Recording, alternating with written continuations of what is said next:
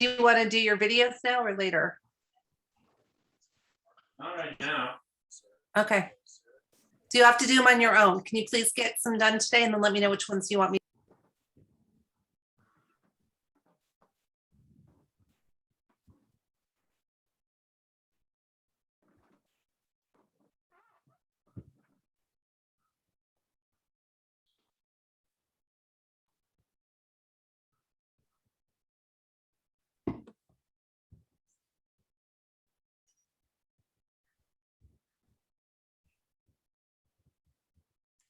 So I know that we're at the hour here, but I'm going to give people a few more minutes to pop on the call. And I'm getting quite a few emails, so I'm going to make sure everybody's doing okay on getting in.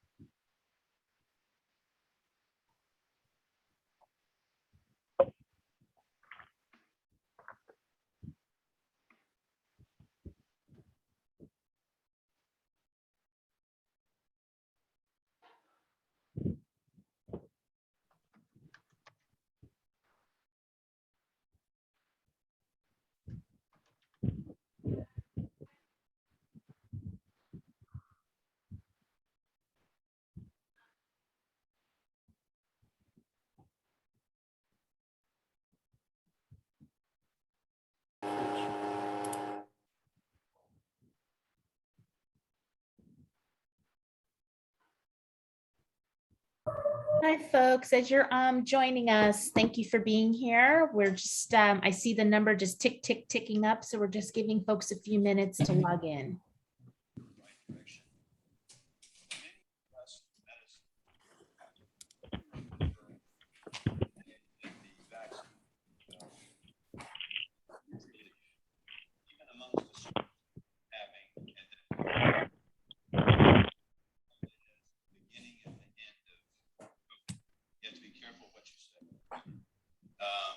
I do still believe that. Then and now, COVID, again, our best weapon is a vaccine. If we want to see an end to this pandemic, however, for us to see that. If folks could start muting themselves as they enter the call, that would be great. Thank you.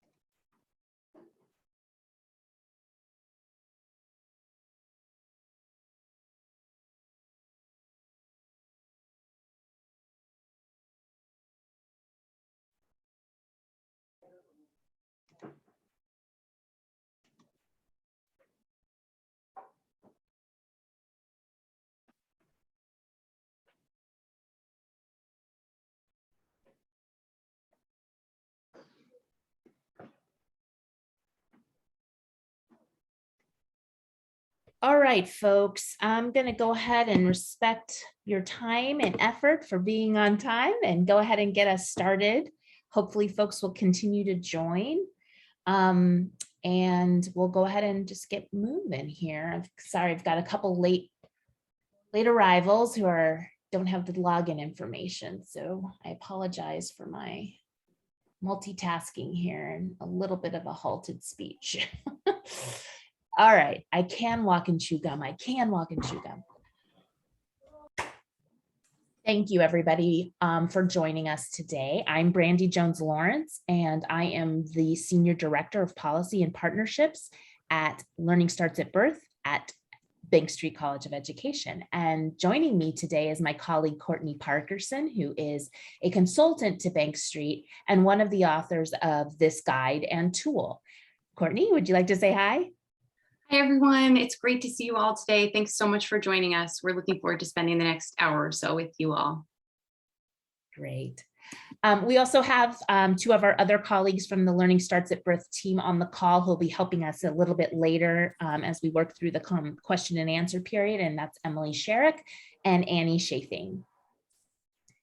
So we're really excited that so many of you have joined us today, and we're really looking forward to sharing these key considerations that we've put in the guide, and also walking you through the cost tool. We know that designing early childhood educator residency and apprentice programs and costing them out may be a daunting task, but I think after we go through this, you'll be able to see that it is manageable, it is doable, and you can do it. And we love to be able to help you in this way.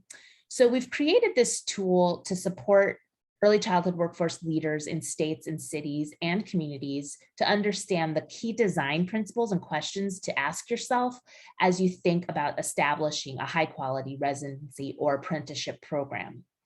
We think that this is the first tool of its kind, although many might have pulled something together on their own, but we tried to make this one something that was user-friendly and available to you to sort of pull off the shelf and customize for your unique context. So just a little background for those of you who may or may not know Bank Street College of Education and our Learning Starts at Birth work. At Bank Street College, our focus has been, over the last 100 years, has been how children learn, what teachers need to help children succeed, and how learners of every age can reach their full potential.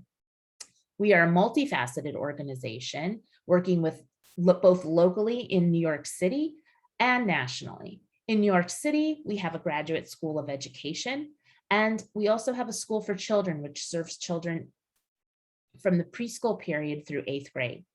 We also have an inclusive family center that provides services and supports for families with children from 6 months old to 5 years. And we also engage in many youth development and college access programs. Bank Street is also committed to connecting its experience in serving children and educators with its research and policy work to impact policy and practice at scale and across the country. And we do that work through this college's education center. The Bank Street Education Center is focused on building more equitable education systems through external partnerships with state education agencies, school districts, and other organizations that are described in this illustration. Learning Starts at Birth is housed in the Education Center, and we focus specifically on creating more equitable childcare system through recommendations for policy reform that honor human learning and development, racial justice, and equity. In 2019, we launched our Birth to Three policy work with a landscape analysis that probably some of you were a part of, and a white paper outlining our vision for change and it's centered on investing more robustly in the infant toddler workforce. Like you, we know that children experience the most significant period of brain development from birth to age 3. And during this time, developmentally meaningful interactions and experiences build on that foundation for all future learning and relationships. At the same time, we recognize that most infant toddler educators and caregivers lack access to adequate training and are poorly compensated.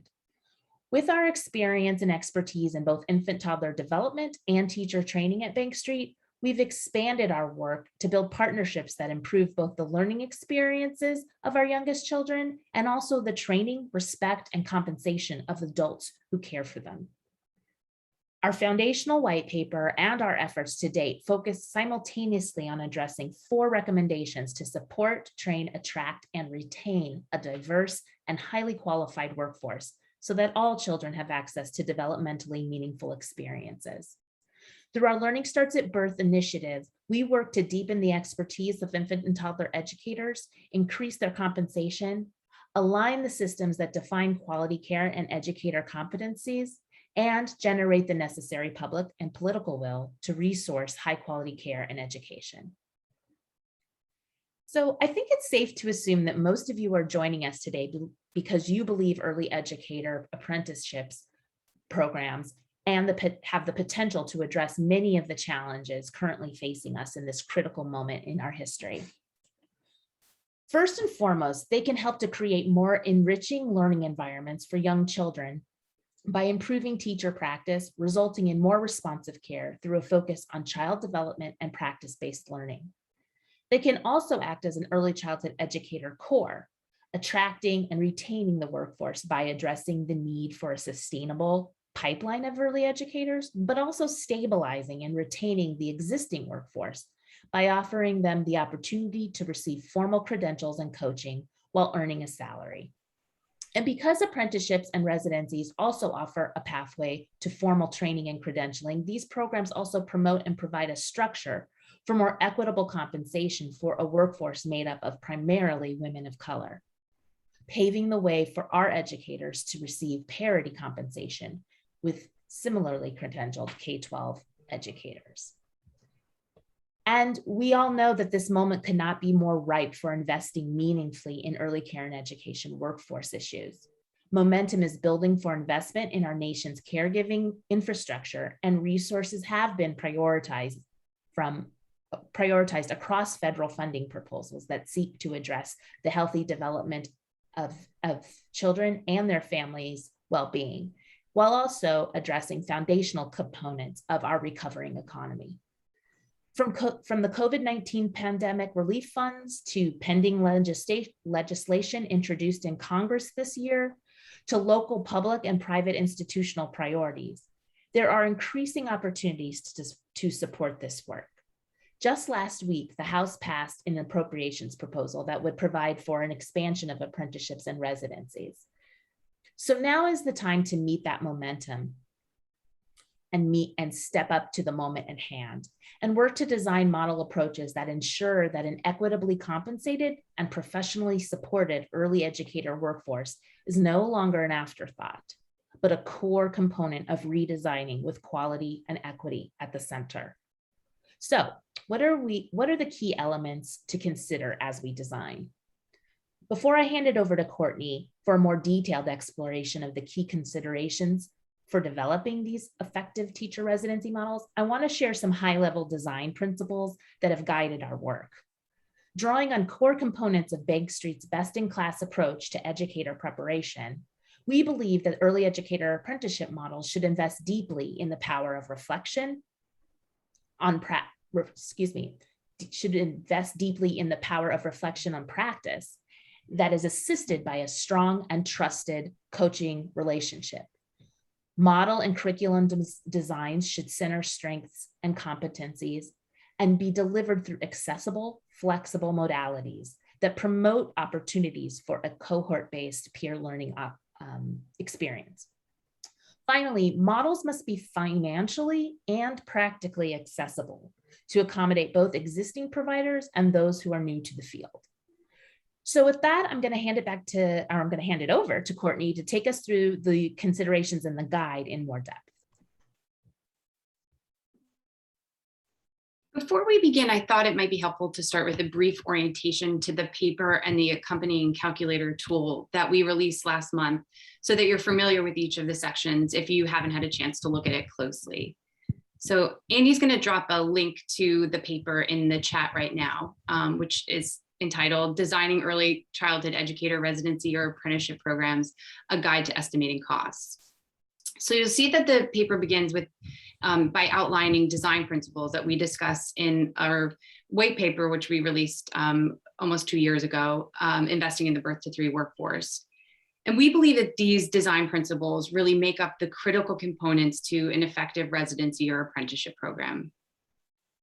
So in this tool, we discuss each of these design considerations, as well as offering tips for thinking through the associated costs. We include considerations for both ongoing costs as well as one-time planning costs to develop these programs.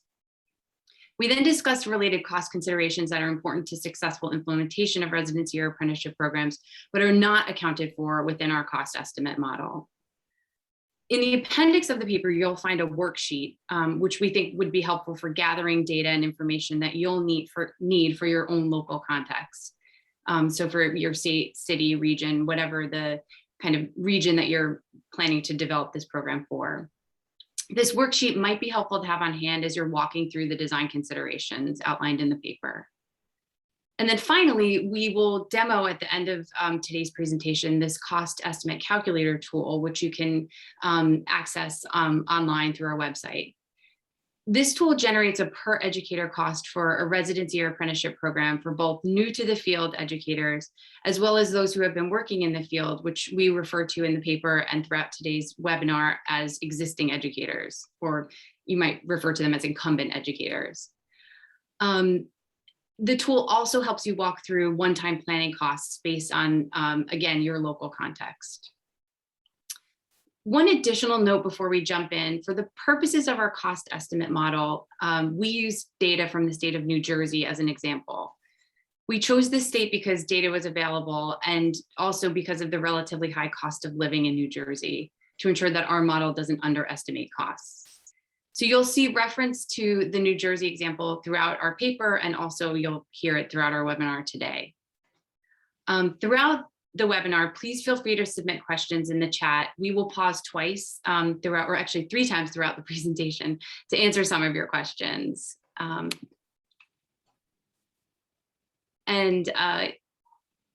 Yeah, I see some questions in the chat already, and we will make sure that there is a link to the calculator tool. It's both in the paper, and then we're going to drop it in the chat again later in the webinar today. Okay, so let me begin by walking through some of the design considerations that impact costs. When thinking about developing and implementing residency or apprenticeship programs and the associated costs, it's important to consider questions like, who will your program serve? Will it be designed to serve educators that are currently working in the field, or new to the field educators, or some combination of both? How will you compensate educators while they're participating in the residency or apprenticeship program? What degree or certification will your program culminate in? How large will cohorts in your program be? And how often will the cohorts meet with a coach for fieldwork supervisory and supervision?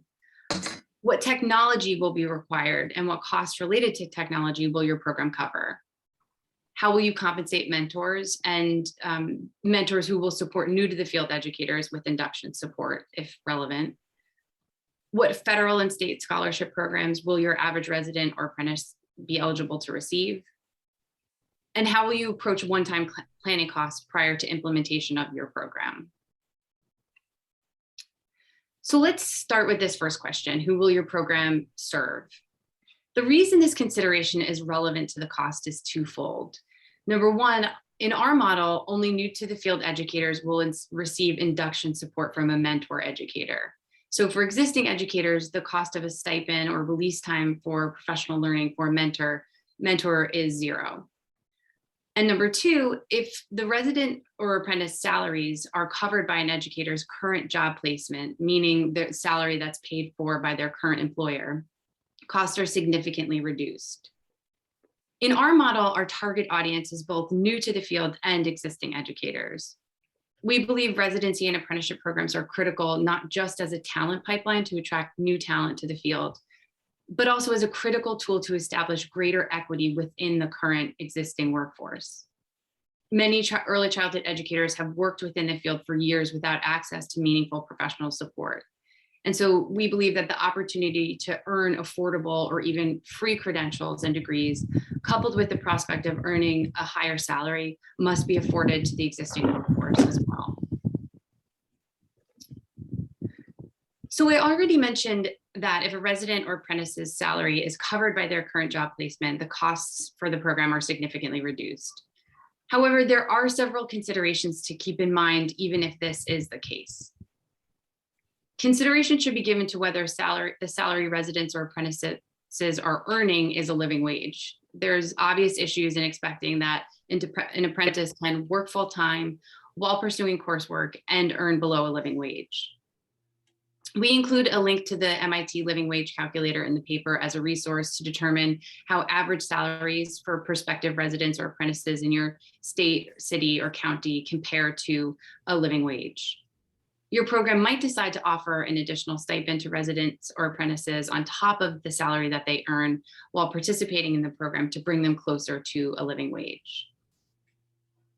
There's also a need to incentivize participation in these programs. So stipends or other financials might be necessary to attract residents or apprentices to participate in the program. And finally, another consideration is whether there's an adequate number of available job openings in high quality placement sites to accommodate new educators. Your program could consider covering the full salary for a certain portion of apprentices or residents in high quality placement sites to increase the number of available positions that they have open, thus creating the opportunity to train more educators in high quality settings faster. The degree or credential in which the residency or apprenticeship program culminates is another critical consideration. A year-long residency or apprenticeship program could be adopted to culminate in a certification such as the CDA or the Child Development Associate certification, or a degree like an associate's degree or a bachelor's degree. This choice will significantly impact the cost of the program based on the number of credits needed for completion. In our model, we assume that the residency or apprenticeship program will culminate in a bachelor's degree, and that the first 60 credits towards the full 120 required for a bachelor's degree will be earned at a community college, and then the second 60 credits will be earned at a state university. By splitting the coursework across institutions that offer an AA and a BA, our model provides an opportunity for a compensation increase after completion of an associate's degree, and also develops a pathway for recruiting students who might not begin the program seeing a bachelor's degree as a viable option for them. This pathway becomes even more viable and more affordable if the opportunity to attend community college, as is increasingly becoming the case throughout the country, becomes a reality for everyone. Cohort size and coaching dosage is critical for determining the number of faculty members or adjunct coaches that your program will require for advisory and fieldwork supervision. I will note that this is a big driver of cost in our model because we believe that it is the most critical driver of quality educator preparation programs. It is therefore essential to ensure that faculty or coaches have enough time to observe, advise, and meet with residents or apprentices individually and in small groups. The size of each residency or apprenticeship cohort should be large enough to allow for a diverse set of professional learning experiences, but small enough to provide an intimate space for reflection and debriefing. Our model assumes a recommended residency or apprenticeship cohort size of 8. And this is based on Bank Street's advisory model for various educator preparation programs within our graduate school. In terms of dosage, or how frequently coaches will visit residents or apprentices, our model assumes that the faculty advisor or the adjunct coach will conduct an in-person site visit to the resident or apprentice once every 3 weeks for half a day, and then we'll hold weekly reflection meetings with the group of 8 residents or apprentices within each cohort once per week. Virtual coaching is something that can be considered and combined with in-person visits to increase the number of touch points and the frequency in which coaches can meet with residents or apprentices. This is important, especially when travel becomes a burden, which might be the case in rural areas. But we want to emphasize that virtual coaching typically works best when it's done in a blended format, and there is an opportunity to occasionally meet in person. And also once a relationship has already been established. So in addition, based on the format of your program, various technological devices might be required for both coursework and the fieldwork supervision and advisement component. So laptops, tablets, cameras, or recording devices are something you're going to want to think about. Your program must determine the best way to ensure that required technology is not a barrier to a resident or an apprentice's success.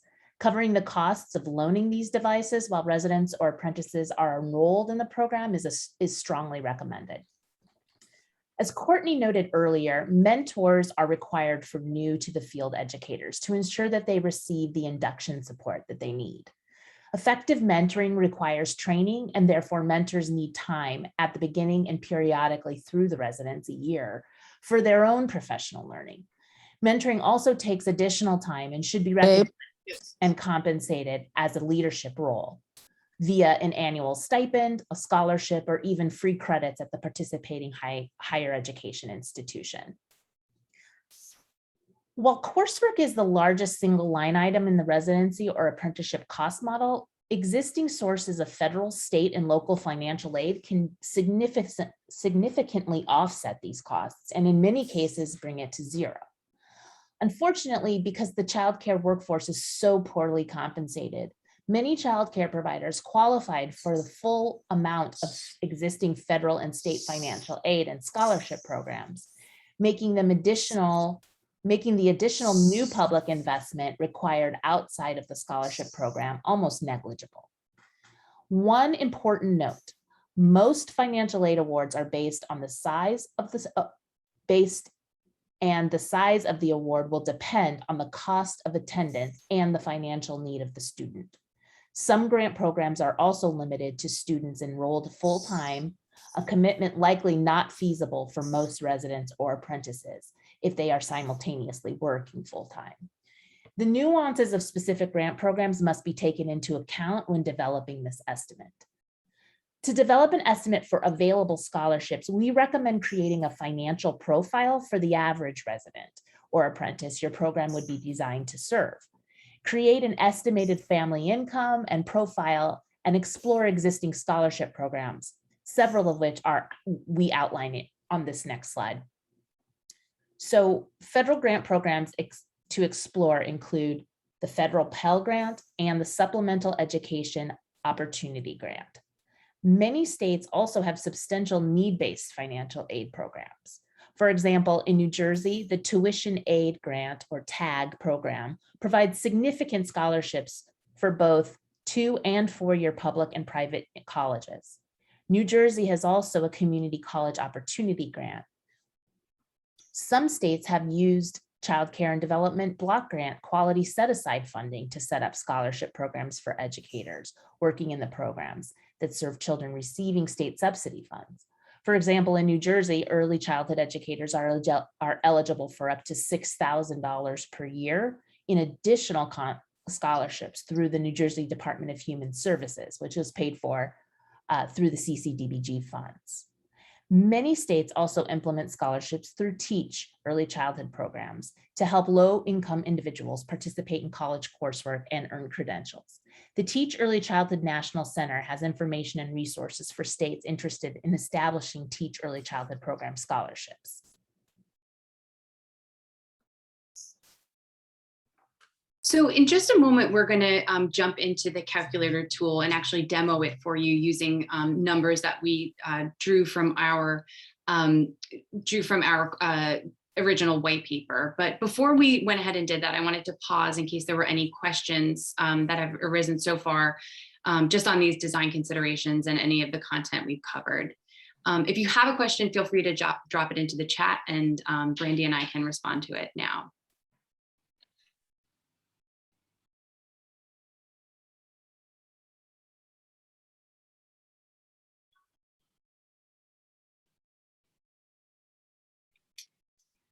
Okay, so if there's no questions right now, we'll jump in and demo the tool. And again, there'll be a chance to pause for questions after we demo the calculator tool. great question. We're going to drop that into the chat right now, Pam. And then we'll pause again after at the end of today's presentation in case there's any remaining questions. So Annie is going to drop the calculator tool into the chat right now. So you can open the tool and follow along on your own if you'd like. And we're also going to continue to share screen as we walk through the demo. So I'll give Annie a minute just to pull up the tool on the screen.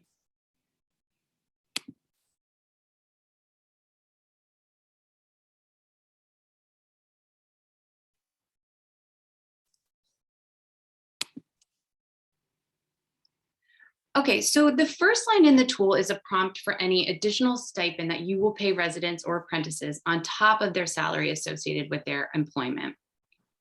So if you're trying to incentivize participation in the program or bring apprentices closer to the living wage, you'd include the annual stipend amount that each resident or apprentice will receive in this first line. So for the purposes of our demo, I'm going to include $1,500. The next line asks you to consider whether you will pay the full salaries for any apprentices to increase the number of available job placements in high quality programs.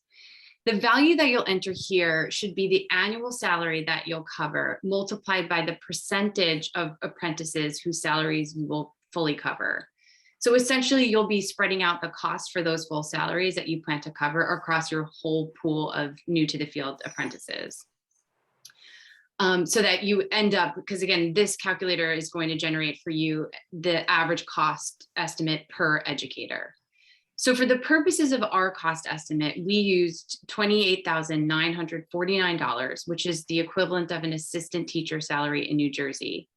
And we assumed that this cost will be necessary 30% of the time to increase those number of available placements in high quality settings. So this comes out to an average of $8,685 per resident or apprentice.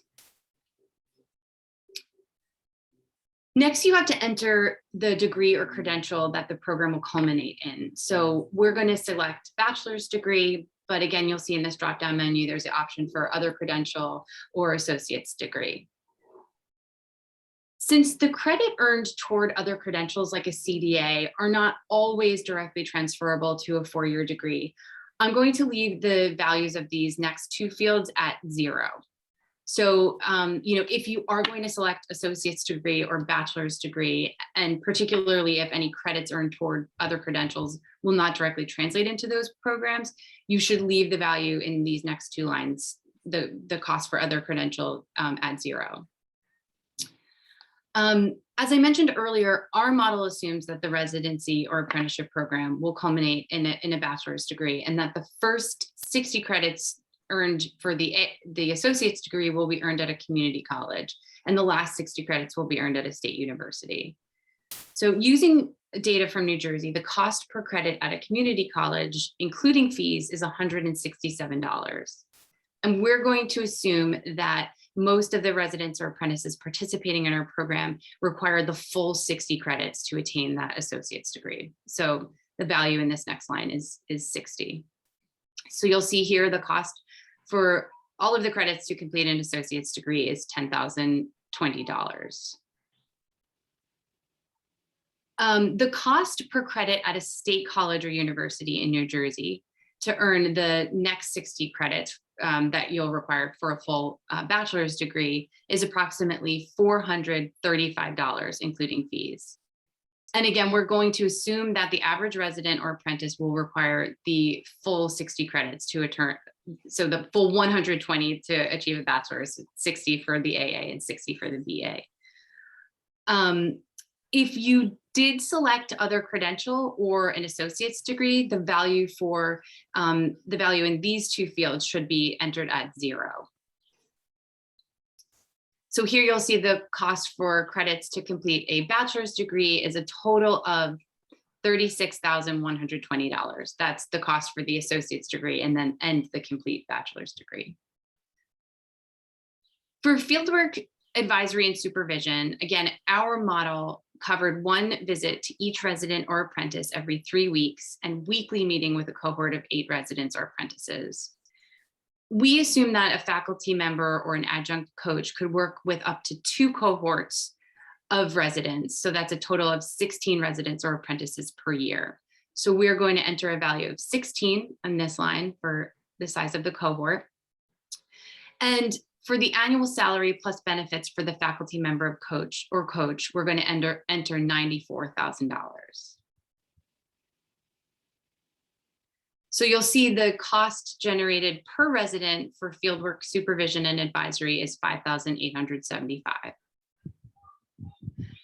For technology, we assume that each resident or apprentice would require a tablet like an Amazon Fire or a Samsung Galaxy, and that the program would cover the full cost of this required technology. So we're going to estimate that at $250.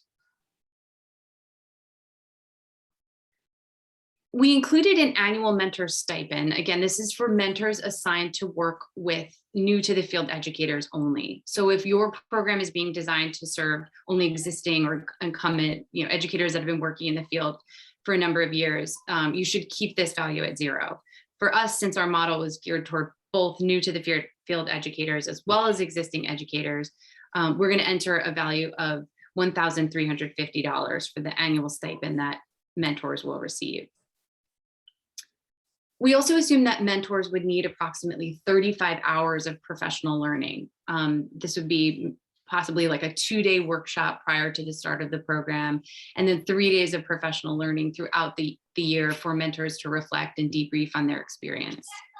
So to cover the cost of each hour of this release time, it's $23. So you'll see the total compensation and release time for mentors is generated here at $2,155. So now you'll see that the total cost per educator, not taking into account grants and scholarships, has been generated. It's $54,585 for new to the field educators and $43,745 for existing educators. So we're going to assume that the average profile of resident or apprentice makes them eligible for the full amount of federal Pell grants and supplemental education opportunity grants. So that would come to a total of $10,495, which we've entered here kind of as the default. That number should obviously be adjusted based on the profile. You good? That number should be adjusted based on the profile of residents or apprentices that your program is designed to serve. As I mentioned earlier, the amount awarded through, or as Brandy mentioned earlier, the amount awarded through many state grants and scholarships is dependent on whether residents or apprentices attend college full versus part-time. In our model, we assume that half of the participants enroll in college full-time, in which case participants will be eligible to receive $25,625 through New Jersey's tuition assistance grant. And it's worth noting that for these residents or apprentices who participate in coursework full-time, the coursework portion of the program is entirely covered by a combination of Pell grants, supplemental opportunity grants, and this state level tag program. So the cost for the BA comes down to $0. For the other 50% of participants that would attend college part-time, the coursework portion of the program would be partly paid for by a New Jersey Department of Human Services scholarship, which is paid for through their CCDBG quality set-aside funding. We estimated that award would be approximately $17,887. And when combined with federal grants, this would bring the cost of coursework for part-time students to approximately $7,700 for the full BA. So here you'll see that the total net cost per educator for new to the field educators comes down to $22,334. And the total net cost for existing educators is $11,494. Again, a big driver of this cost differential is the cost dedicated to mentors, as well as covering those full salaries for the portion of new to the field educators to enable more residents or apprentices to be trained in high quality placement sites where available job openings might not exist.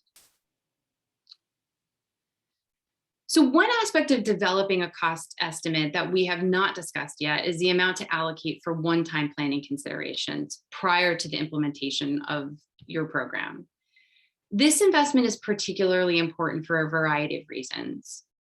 First, few institutions of higher education have invested in robust early childhood programs due to little market demand. This is especially true in terms of specialization for infant toddler educators.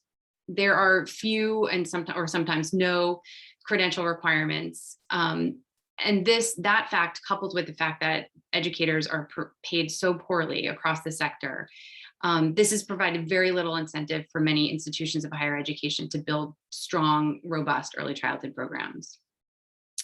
Additionally, among the institutions of higher education that do have early childhood programs, expertise, experience, and capacity is limited, especially with respect to infant toddler specialization.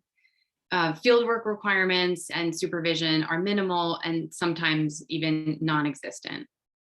So to build early childhood residency or apprenticeship programs, one-time investments in higher education institutions and or intermediary organizations that could also provide this coursework and enhance this learning are highly recommended.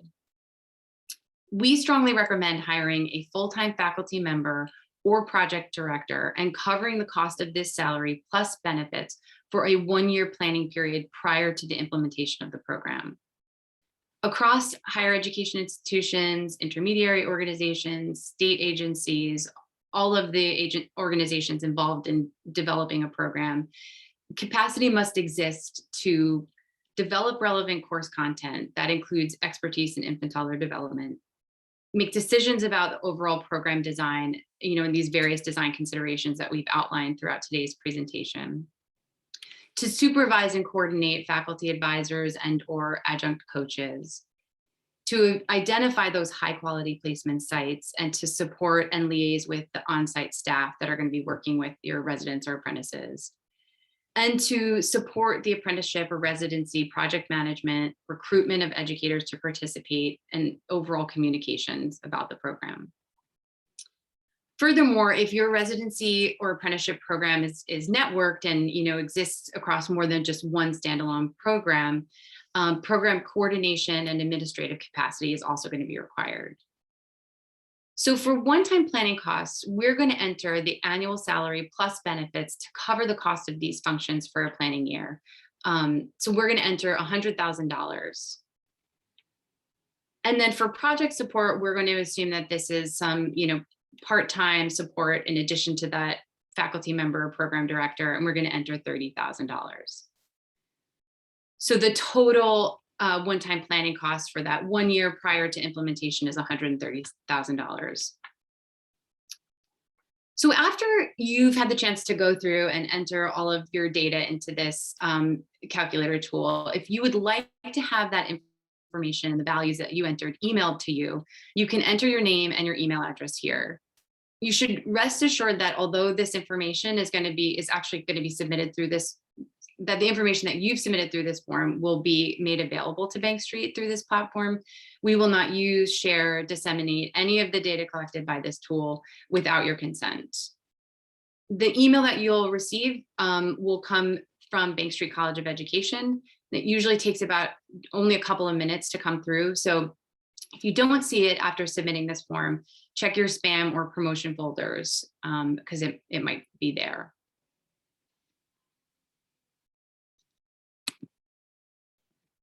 So I'm going to pause again here because I know that was a lot of information relatively quickly and see if there's any questions that we can respond to. So we see there's a question about whether individuals who might not have access to federal funding or scholarships and any consideration given to them. I think the nuances of every scholarship program vary. And of course, our hope is that, scholarships and funding would be available to a broad array of educators. I think in the case of those who might not be eligible for the full amount, additional funding should definitely be allocated to the program to make sure that the cost burden toward coursework does not fall on the individual educator themselves. And so while we would love to see most of the cost toward coursework being offset by existing grants and scholarships, there is a possibility that, additional advocacy and work to identify funding for all populations of educators, exists. Courtney, there's also a question. Yeah, go ahead, Brandy. Yeah, there's also a question about provision of childcare for apprentices and residents when they're studying or to attend classes for their own children. And I don't believe we have included that kind of a cost in this model. You're right, we haven't. I think that the, we talk about this a little bit, Brandy, in our next section about these like additional considerations. But I think things like guidance capacity for students and, additional kind of wraparound supports, assistance with transportation, assistance with childcare are all very valid considerations, and, should be additional considerations as you're thinking of the population of educators that you're serving. And so certainly estimations about those kinds of needs should be added onto this cost estimate if relevant. I'm also loving the banter in the box between Brenda Hagan in Kentucky, sharing her wonderful program in Kentucky for high school students. So she's definitely your gal. I don't believe the model that we built this off of in New Jersey connects with high school students, but I might be wrong on that, Courtney. Do you know?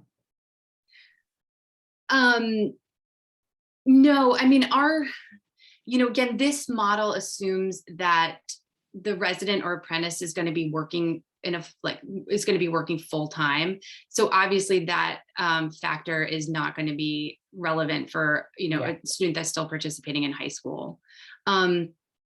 I think there's elements of it though that, could certainly help you factor in costs for high school students, particularly around like the mentoring piece and the coaching piece. But again, this does assume like a resident or apprentice is going to be working full time.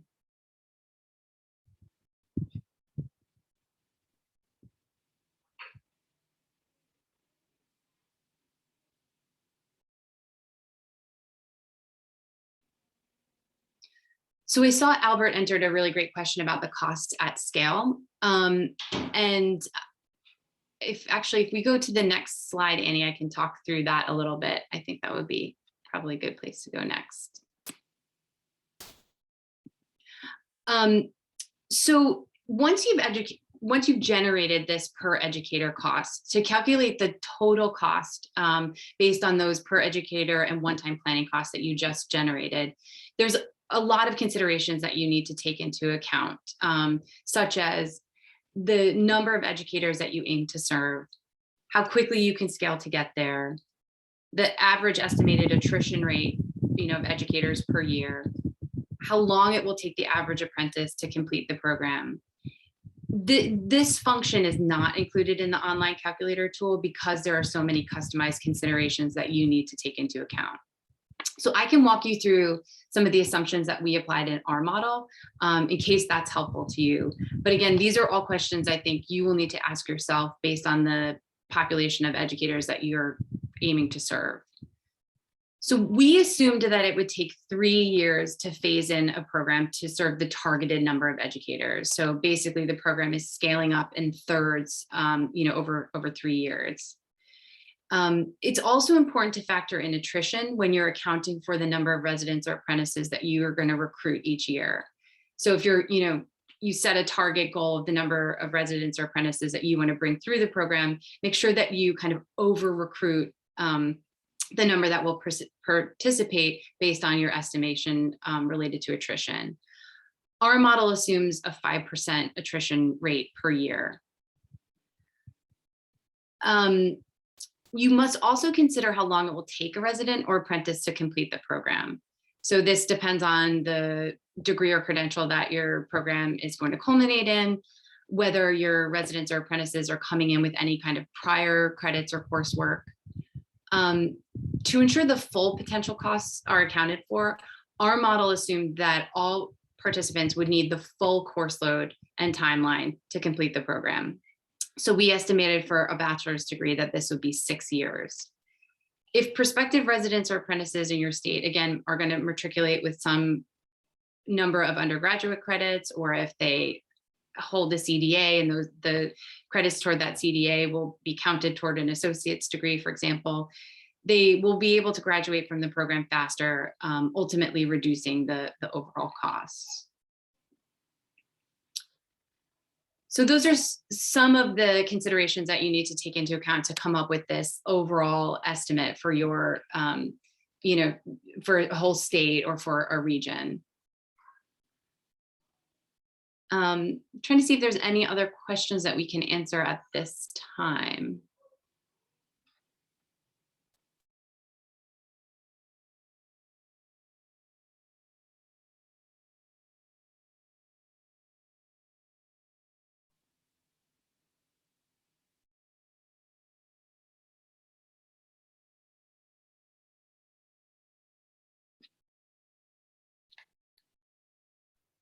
Great. So I see a lot of great discussion about, work with high school students and,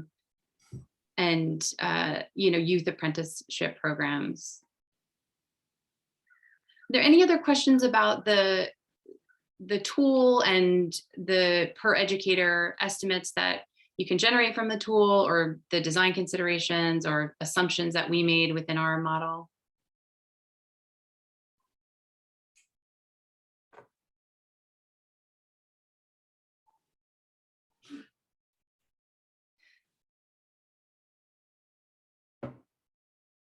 So I'm going to turn it back over to Brandy, who's going to talk through some of those additional considerations that are important for implementation, but that we did not discuss within our tool or within those design considerations that I outlined.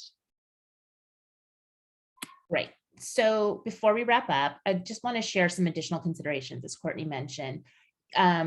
These are going to be critical as you think about the systemic implications of designing and implementing a robust early educator residency program. So the first, I'm sure many of the policy wonks out there are thinking about, and we are certainly committed to at Learning Starts at Birth, is comprehensive compensation reform as a necessary and connected piece of these programs.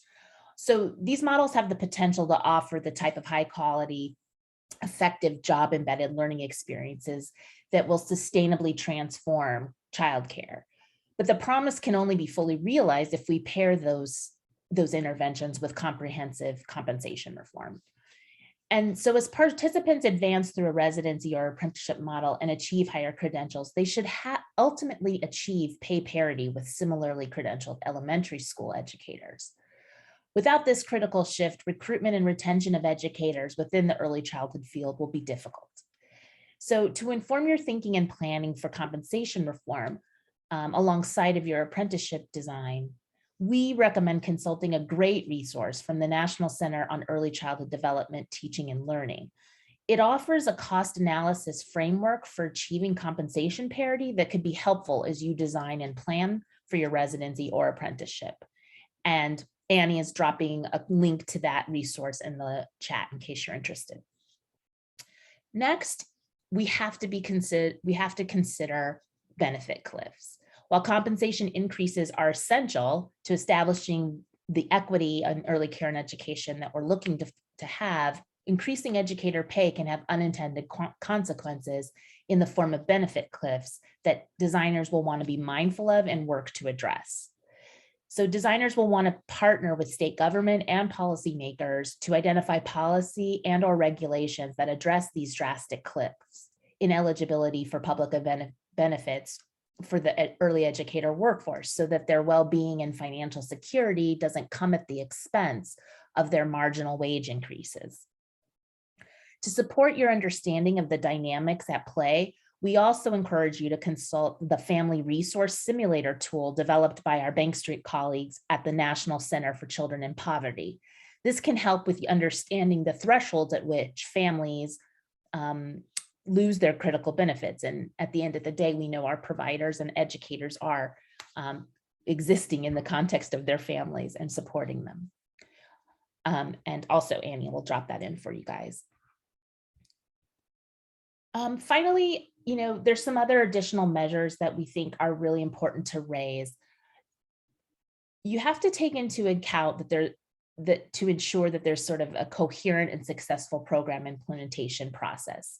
So obviously that will be dependent on the seamless transfer of credits from 2 to 4 year higher education institutions, specifically if your apprenticeship is aiming for a BA level. And these are going to be critical for any kind of long-term scalability for your residency program, even if it starts with a CDA or an AA. You would like to have that sort of process and path available to apprentices who want to move forward with bachelor's degrees and maybe even higher ones. So setting that framework from the beginning can allow for those apprentices to really move forward and attain higher levels of education than even the ones that you specify for the apprenticeship. So related to that, in the short term, designers should consider what guidance students might need, though, in the meantime, to help navigate sort of the ins and outs of the application and matriculation process, if those articulation agreements are still in process. Resources to support the training of childcare program and site level leaders is also an advisable consideration to seek funding for, especially in the earliest stages of the residency or apprenticeship build out, when you're still building out and finding places to build out high quality sites to serve your residency and apprentices.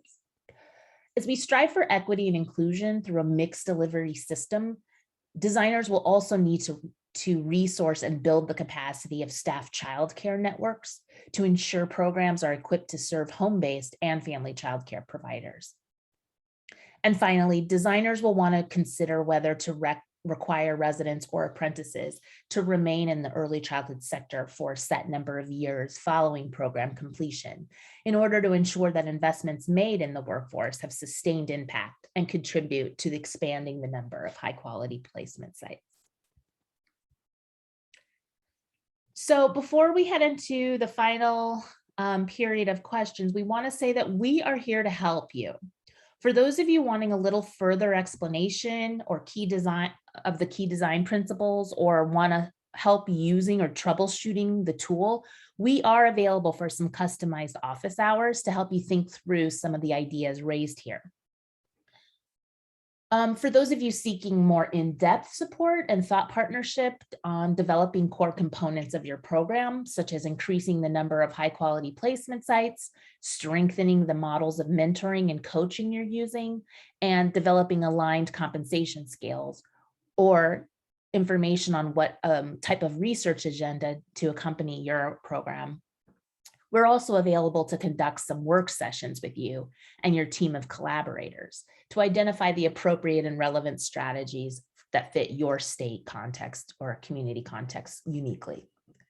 And then finally, Bank Street Education Center works with numerous partners closely at the state level and the community level in a technical assistance and implementation sort of partner capacity. And we are also available to explore those options with folks as well. So if you find that you would like to pursue further assistance, we'd love to hear from you, and you can contact us, make that request at learningstartsatbirth@bankstreet.edu. And Annie will go ahead and drop that in the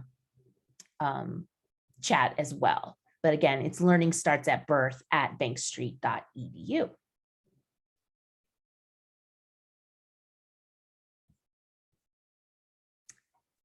So I think we're going to move to questions. Emily, do you have any teed up for us from the chat while I was talking? I think we've been able to address most of the questions as they've come up through the course of the webinar, but happy to pause here and see if there's any more questions or feedback that folks have as they think about how they may be able to use this in their context.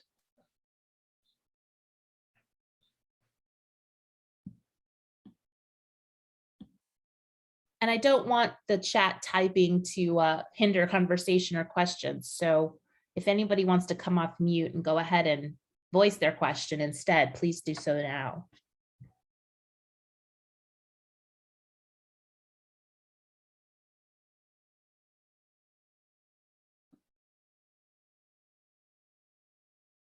I also wanted to say, I know we have many, folks that are operating their own apprenticeship programs right now. And if there's any helpful tips that you have when you were thinking through the design of your program, or factors, especially that are associated with costs that we've failed to mention, please chime in, because this is really, we intended this to be a collaborative experience, and we anticipate continuing to update and revise these tools as we learn more about how helpful this is to, the field and for implementation.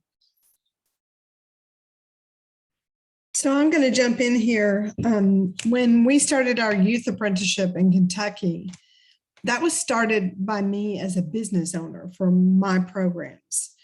And the early childhood pathway already existed in the Family and Consumer Sciences program. So we latched onto that as our RTI since they graduated with their CDA and all the required trainings. And then anything else they did was on the job and through our own curriculum and practices. But now I work in the Governor's Office of Early Childhood, and we are developing a director apprenticeship and then trying to take that youth model into a model that can be used for adults already working in the field that are not in high school. So it's a totally different approach. And so I've had to actually sit down, figure out what we think the competencies need to be that represent what we do in Kentucky, and then consult with the Office of Apprenticeship to see what format that needs to go in for the process plan. So it's like we're doing it backwards this time. The first time we did it as a private individual, now we're doing it as a government agency, and it's a totally different set of steps. So I feel like I'm trying to relearn the questions that we need to ask and the things that we're looking for. So just as you're setting something up, try to think bigger than where it is right now, because chances are it's going to grow. And you need to be able to adapt it and grow without having to redesign it. I hope that helps.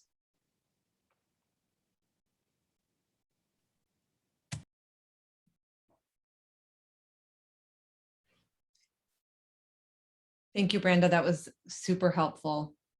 I know we also have a survey teed up that we're going to drop in the chat, and would love to invite folks to ask further questions that way. And just wanted to underscore a note that Courtney said earlier, which is if you have any feedback, please also share that, because this is our first draft of the tool. And already I'd love to add a row around the childcare point, which was a terrific addition.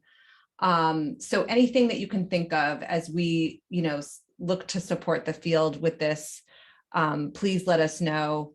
We are very hopeful, as Brandy shared earlier, that we're going to see the flourishing of more apprenticeship programs in the coming months and years. And we are excited to be able to support that. And hopefully some of you who are poised to do some of that work as we move forward. Brandy, Courtney, anything else you want to say in closing as we ask folks to do the survey? No, just thanking everybody for joining us. We're really thrilled that so many of you across the country are tuning in. I think it just, lends credence to my, everybody's hunch that this is going to be a thing as we all are redesigning and putting equity at the center and quality. And I would say that the go ahead and start filling out the survey. We really, really, really want to hear from you. So please take the last extra minutes to do that. And if there's anything else that comes to mind or are related, you can always use that email that we shared, but you can also reach me or Courtney directly.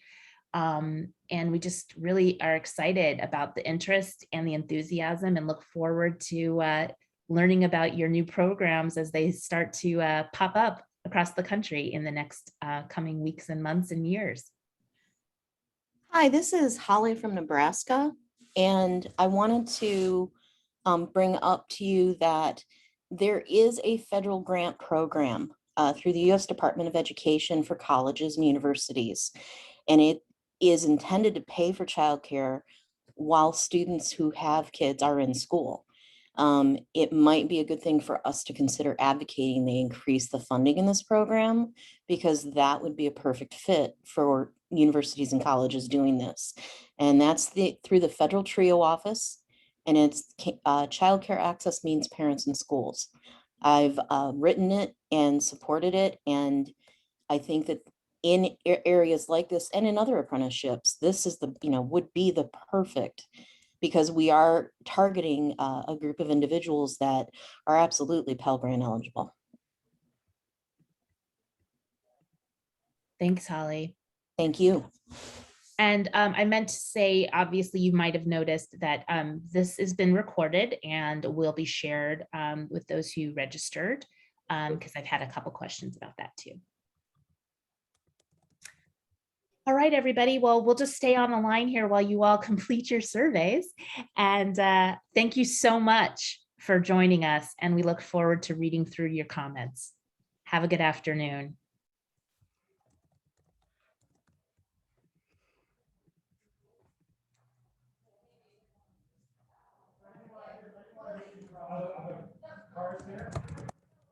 Hi, Ollie.